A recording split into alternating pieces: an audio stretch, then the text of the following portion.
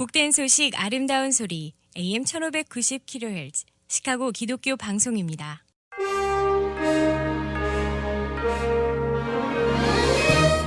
여러분 안녕하십니까? 7월 31일 금요일 KCBS 헤드라인 뉴스입니다. 오바마 전 대통령이 존 루이스 전 하원의원 장례식에서 추도사를 통해 선거법의 대대적인 개혁을 주장해 관심을 모으고 있습니다.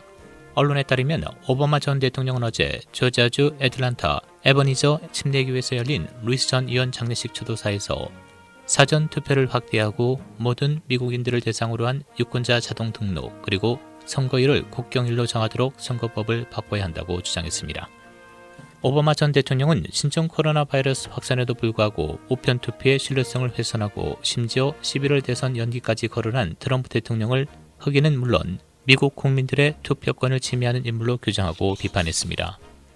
의회도 트럼프 대통령의 미 대선 연기 가능성을 일축한 가운데 트럼프 대통령은 어제 연기 가능성을 거론한 지 9시간 만에 자신도 선거 연기를 원하진 않지만 우편 투표로 치러져서는 안 된다는 입장으로 한 발 물러섰습니다. 열대성 폭풍 이사이아스가 남부 플로리다주로 접근함에 따라 코로나19 검사 수를 일시 폐쇄하기로 한 가운데 주 당국은 이를 예의주시하고 있습니다. 기상당국은 이 열대성 폭풍이 바하마 제도와 미 동부 해안으로 이동하며 허리케인으로 세력을 키울 것이라고 경고했습니다. 푸에르리코와 도미니카 공화국 일대는 이 열대성 폭풍으로 홍수와 산사태는 물론 전력이 끊기는 등 큰 피해를 입고 있습니다. 이사야스는 북서쪽으로 향해 이동 중이며 오늘 밤에는 바하마 제도 중심 지역에 도착할 것으로 보입니다. 내일은 바하마 북서쪽을 통과해 남부 플로리다주에 상륙할 것으로 예보됐습니다. 앤서니 파우치 국립알러지전염병 연구소장과 기타 건강 전문가는 오늘 하원 소위원회에 출석해 코로나 바이러스 관련 국가계획의 긴급한 필요성에 대해 청문회를 개최합니다.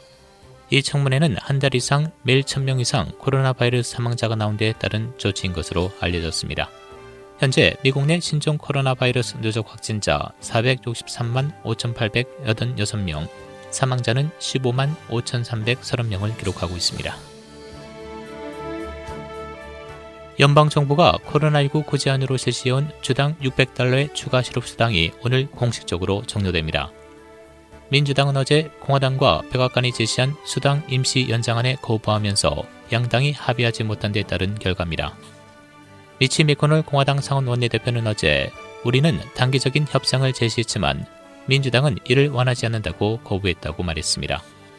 민주당은 추가 실업수당에 대해서는 별도의 법안이나 임시적인 대책을 거부한다는 방침입니다. 신종 코로나 바이러스 방역 규칙을 위반하면 사살도 감행하겠다며 강력 대응을 펼치고 있는 필리핀 로드리고 두테르테 대통령이 이번엔 황당한 제안으로 구설수에 올랐습니다. 한 번 사용한 마스크를 휘발유를 사용해 세탁하라는 것입니다. 두테르테 대통령은 오늘 내가 말한 것은 사실이라며 당장 주유소에 가라고 이같이 발언했습니다. 두테르테 대통령은 지난주에도 첫 마스크를 휘발유로 세탁하라고 제안해 논란을 일으켰습니다. 프로농구 NBA가 넉 달 만에 돌아왔습니다. 어제 첫 경기에는 유타 재즈가 뉴올리언스 펠리컨스를 106대 104로 승리했습니다. LA 레이커스도 어제 LA 클리퍼스를 상대로 103대 101로 승리했습니다.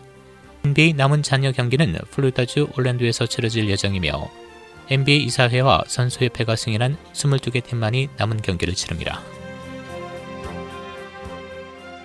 시카고에서 가장 오랜 역사를 가진 시카고 남부의 멀시 병원이 수십 년간 계속되어 온 재정 문제를 견디지 못하고 문을 닫기로 했습니다.